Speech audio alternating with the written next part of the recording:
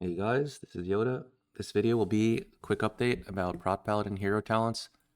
It's been about a week since the nerfs to Lightsmith and some new revelations have been made, although some may have been known beforehand. So, the first thing that we have learned is that this talent, Blessing of the Forge, apparently only applies to the first sacred weapon you apply during Wings, which is the automatic one you get.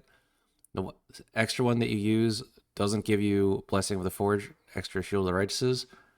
It does. It is still worth it to play like that because you want the wings amp from your tier set and base wings and the crit chance on the new sacred weapon.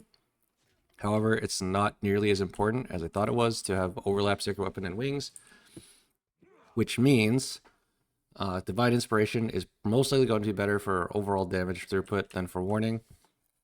I did test this in a few keys. I did like the same key back to back with Divine Inspiration and for warning.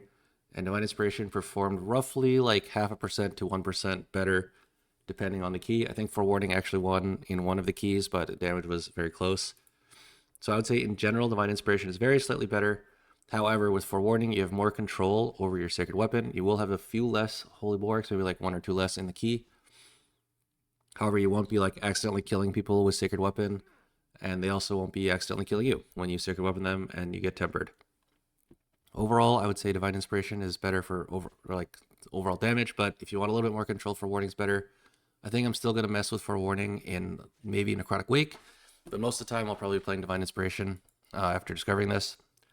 Also, another question we've been getting is how come no one's playing Templar? I would say Templar, as we mentioned before, is very, very close in damage, maybe slightly higher in certain dungeons. However, Tempered in Battle has proven to be very, very OP. A lot of people are relying on this to survive, and even if you're not relying on this, maybe you're helping your group out a lot by using Tempered in Battle properly with them. Also, swapping a Templar is a decent learning curve, so people are like, why would I just learn this whole new hero talent when I could just play Lightsmith and it would be the same or maybe even better, which is a valid concern. So most people are still playing Lightsmith. I did test Templar in a couple of keys. It did perform very close damage-wise. I would say defensively, it's probably a little bit of a wash depending on how you play with Tempered in Battle.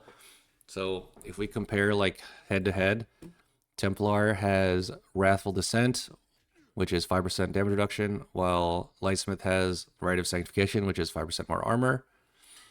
Since this takes the place of your weapon oil, I would say Wrathful Descent is slightly ahead here.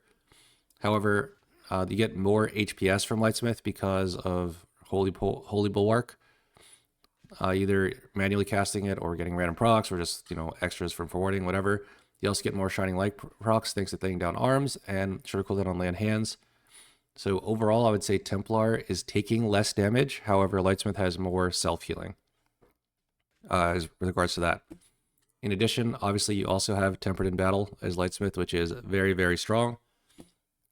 As Templar, you have Sacrosanct Crusade, which is a little bit of self-healing to offset the self-healing loss, I guess, you have from, no laying down arms and no Holy Bulwarks. I would say Sacrosanct Crusade and Holy Bulwark is roughly a wash, which means Tempered in Battle is basically the main advantage Lightsmith has. To combat that, Templar does also have Inmost Light because you always play this with Templar, which means your Eye of Tear is going to be a shorter cooldown. So I would say in general, survivability-wise, Lightsmith takes the cake because of Tempered in Battle. But if you don't want to play with Tempered in Battle, then Templar is going to be, a little. If you don't consider Tempered in Battle a bonus, then Templar will be a little bit stronger because of Inmost Light defensively, and Wrathful Descent is pretty big. Overall, I would say if you just want to play, the same Lightsmith build that we've been playing before the nerfs, that is perfectly fine. You're just going to be a little bit nerfed compared to before. There's no major edges people are going to get by swapping talents. It's just that, Templar is now definitely playable in a few dungeons.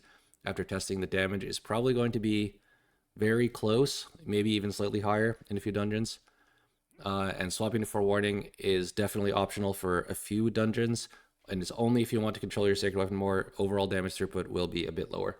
All right, thank you all for watching. Peace out.